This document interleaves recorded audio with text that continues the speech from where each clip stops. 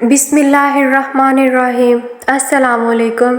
آج میں آپ کے ساتھ ایک ایسی ویڈیو شیئر کروں گی، ایسی معلومات آپ کے ساتھ شیئر کروں گی جسے سن کر آپ حیران رہ جائیں گے۔ ایک دفعہ حضرت علی رضی تعالیٰ عنہ حضرت بی بی فاطمہ رضی تعالیٰ عنہ کے پاس پریشانی کے عالم میں پہنچے اور فرمایا، فاطمہ 3 دن سے نبی کریم صلی اللہ علیہ وآلہ وسلم پر عجیب کیفیت طاری ہے۔ وہ صرف نماز پڑھنے کے لیے ہی باہر نکلتے ہیں اور پھر سیدھا اپنے حجرے مبارک میں چلے جاتے ہیں، کسی سے بھی کوئی بات نہیں کر رہے۔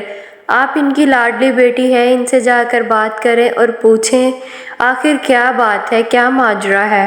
حضرت فاطمہ رضی تعالیٰ عنہ یہ سن کر آپ صلی اللہ علیہ وآلہ وسلم کے پاس جا پہنچتی ہیں اور دروازے پر دستک دیتی ہیں۔ جب بتایا گیا کہ آپ صلی اللہ علیہ وآلہ وسلم کی بیٹی ہیں تو آپ صلی اللہ علیہ وآلہ وسلم خود جا کر دروازہ کھولتے ہیں۔ تو حضرت فاطمہ رضی تعالیٰ عنہ اپنے بابا حضرت محمد صلی اللہ علیہ وآلہ وسلم سے پوچھتی ہیں کہ آپ کس وجہ سے پریشان ہیں، کس وجہ سے غمگین ہیں۔ حضور صلی اللہ علیہ وآلہ وسلم فرمانے لگتے ہیں، معراج کی رات مجھے جہنم کا منظر بھی دکھایا گیا تھا، میں نے اس میں 6 عورتوں کو عجیب طریقے کے عذاب میں مبتلا دیکھا، اسی وجہ سے اپنی امت کے غم میں مبتلا ہوں۔ حضرت فاطمہ رضی تعالیٰ عنہ نے عرض کی، یا رسول اللہ، آپ نے جہنم میں کن عورتوں کو دیکھا ہے؟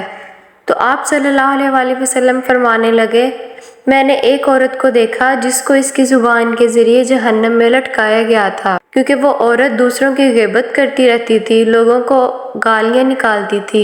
سوچئے ذرا، جب ہماری زبان ہمارے دانتوں میں آ جاتی ہے تو ہم اس پر کتنی تکلیف محسوس ہوتی ہے۔ اس کے بعد حضرت فاطمہ رضی تعالیٰ عنہ پوچھتی ہیں کہ دوسری عورت کون تھی جو آپ نے دیکھی؟ نبی کریم صلی اللہ علیہ وآلہ وسلم نے ارشاد فرمایا، فاطمہ، میں نے ایک دوسری عورت کو دیکھا، اس کے سینے کی دونوں پشتوں کو ایک سوراخ میں ڈالا گیا تھا اور اسی سوراخ کے سہارے جہنم میں لٹکایا گیا تھا۔ استغفر اللہ، کیا کوئی اندازہ بھی لگا سکتا ہے کہ عورت اس حال میں کیسی لگتی ہوگی؟ اور اس تکلیف کا اندازہ بھی کوئی لگا سکتا ہے کہ چھاتیوں کے بل لٹکی گئی عورت کس قدر تکلیف میں ہوگی؟ جس پر حضرت فاطمہ رضی تعالیٰ عنہ فرماتی ہیں کہ اس عورت کا گناہ کیا تھا؟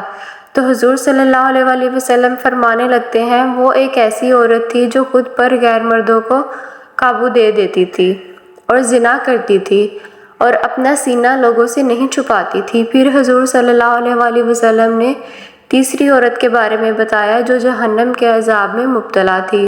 آپ نے فرمایا، تیسری عورت اپنے بالوں کے ذریعے جہنم میں لٹکائی ہوئی تھی۔ پوچھنے پر آپ صلی اللہ علیہ وآلہ وسلم نے بتایا، وہ لوگوں سے پردے کا خیال نہیں کرتی تھی اور ننگے سر ہی بازار میں گھومتی پھرتی تھی۔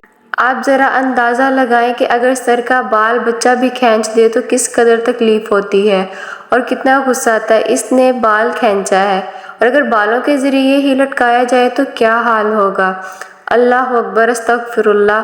پھر ایک چوتھی عورت کے متعلق آپ صلی اللہ علیہ وآلہ وسلم نے ارشاد فرمایا کہ میں نے اس حال میں دیکھا، اس کے دونوں پیر سینے سے بندھے ہوئے ہیں اور دونوں ہاتھ سر سے بندھے ہوئے۔ اس کے بارے میں آپ صلی اللہ علیہ وآلہ وسلم نے ارشاد فرمایا، یہ عورت وہ تھی جو دنیا میں جنابت اور حیض سے پاک صاف ہونے کا خیال نہیں رکھتی تھی۔ محترم ناظرین، صفائی تو نصف ایمان ہے، اس لیے تو اسے ایمان کا آدھا حصہ قرار دیا گیا ہے۔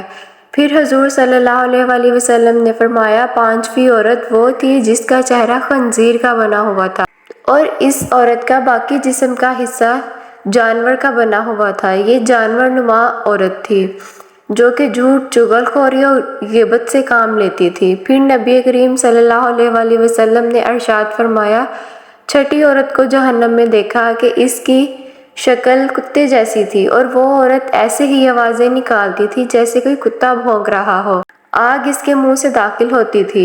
پوچھا گیا، یا رسول اللہ، اس نے کون سا گناہ کیا تھا؟ آپ نے فرمایا، اس کے اندر حسد بہت زیادہ تھا۔ اللہ پاک ہمیں بھی پاک صاف رہنے کی اور زنا سے بچنے کی توفیق عطا فرمائے۔ اللہ تعالی ہمیں راہ راست پہ چلائے، آمین ثم آمین۔ ہم لوگ دنیا کی چکچون میں اپنی آخرت بھول جاتے ہیں اور اس طرح کے گناہ کر بیٹھتے ہیں، آخرت میں ان کا عذاب اس کے لیے گلے کا توپ بن جاتا ہے۔ اللہ پاک ہم سب کو اس طرح کے تمام صغیرہ کبیرہ گناہ سے محفوظ رکھے۔ اور تمام عذاب سے محفوظ رکھے اور سیدھے راستے پر چلنے کی توفیق عطا فرمائے۔ مزید اسلامی واقعات کی ویڈیوز دیکھنے کے لیے ہمارے چینل کو سبسکرائب کر لیں۔ امید کرتی ہوں آپ کو آج کی ویڈیو پسند آئی ہوگی۔ ویڈیو اچھی لگی ہو تو ویڈیو کو لائک کر دیں اور چینل کو سبسکرائب کر لیں تاکہ ایسی اچھی اسلامی معلومات آپ تک پہنچتے رہیں، اور اس کو دوسرے کے ساتھ شیئر کریں تاکہ یہ ہمارے لیے صدقہ جاریہ بن جائے۔ اللہ رب العزت آپ کا اور میرا حامی و ناصر دعاؤں میں یاد رکھیں۔ اللہ حافظ۔